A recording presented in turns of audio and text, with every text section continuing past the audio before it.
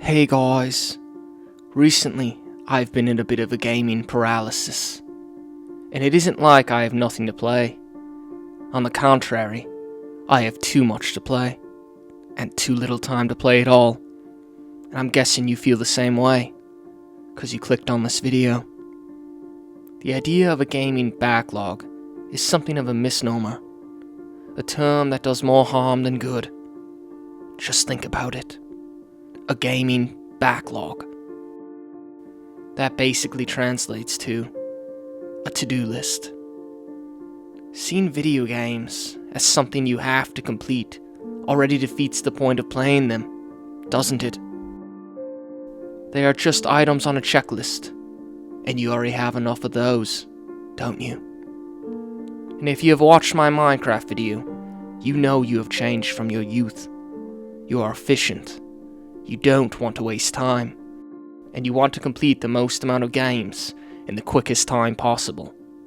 The capitalist American society has molded you into a worker, but gaming is not, and should not be, work. It was always an escape from the real world, a way to experience foreign lands, to experience wacky and unique individuals, to become a hero or a villain, and do things you could never do in real life.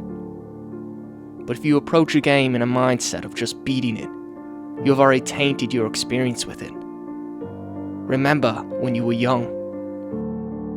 When I was young, I remember waking up early on Saturdays, popping in The Legend of Zelda, The Wind Waker, and booting up my family's purple GameCube. But my mindset wasn't to beat the game. It was to explore, to experience the vast world, uncover all its mysteries. It was a different in mindset. There was no to-do list. It was pure intrigue pulling me into the game. I'm guessing you had days like that when you were young too. I hope you did. And it isn't like we have totally lost this mindset either. Unlike my Minecraft video, we can beat this backlog problem. And we're going to beat it together. The first step to complete your backlog is to stop conceptualizing it as a backlog. It is not. It is your library. A library is so much more than a backlog. It holds books, or in this case, games. Games that hold stories and experiences. They are not something to coldly go through. They are supposed to be immersed in. Would you power through a book? No, you wouldn't. Have you read a book in the past year? I bet you haven't, and that is a shame. Then why power through a game? Who is monitoring your progress? No one. You are your own boss. You control your time, so don't waste it. So the second point comes down to this. Do not force yourself to beat a game just because you bought it. If you are not enjoying yourself, you are not gaming correctly. But how long should I play a game before giving up on it, you ask? This is an important question, and I cannot tell you when to give up on a game. Some games you can tell are not worth your time in the first hour or two, but some take a while to build up story and characters. It is a feel factor. Some games work for some people, some don't. Only you will know what clicks for you. And what of differing fun factors? What I mean here is the gameplay can be fantastic, but the story is terrible. Or the story is great, but the gameplay is lacking. This is all personal preference, unfortunately. An example I like to use is Fire Emblem Engage. The story is terrible, especially after the fantastic world building of Fire Emblem Three Houses. But the gameplay of Engage is top notch.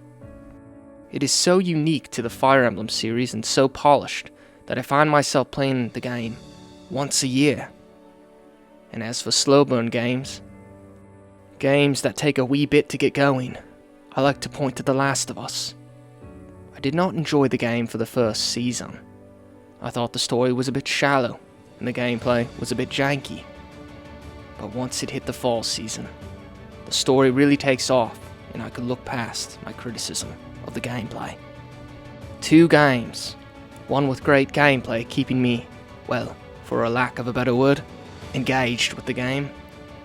The other with a great story that kept me coming back to see what happened to our main characters. Both of these games are worth your time because they both do something great, and they are both fun in different ways. If they are in your gaming library, you should check them out. The third thing you should be careful with are services that give you free games every month. And yes, I mean Humble Bundle.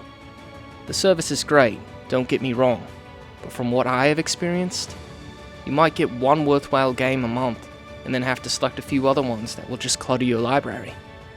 This ratio will continue for as long as you subscribe to Humble Bundle. And now your library is thousands of games. So what do you play? How will you know? This introduces the paralysis. You start looking up how long it takes to beat a game because your library has gotten too big. So you start with the shortest, but you don't really enjoy yourself. So, look back at my second point. If you aren't enjoying yourself, just stop playing the game and move on to another one. But this will take forever with your thousands of games. And this is not the best way to find a game you actually want to play. This boils down to this. You need to become more intentional with the games you buy. Only buy a game you actually want to play. You wouldn't buy food you wouldn't eat, would you? So don't buy games you have no interest in playing. This is why Humble Bundle is detrimental to your gaming habits. They are giving you more games each month, but you haven't played the games they gave you last month. There just isn't enough time. So it snowballs. Your library grows by 4 games a month, but you only have time to play 1 game a month. These services are unintentionally flooding your library and drowning your hopes of finding an actual game that clicks with you. And finally, when it comes to gaming, follow what your body is telling you. If you are craving a game you have played before, then just play it. The mind knows what it wants, and you cannot force it to play something it isn't interested in. Doing so will only tire you out. Remember, gaming is a hobby, not a to-do list. Sometimes gaming needs to be familiar, nostalgic. Sometimes we want to experience something again.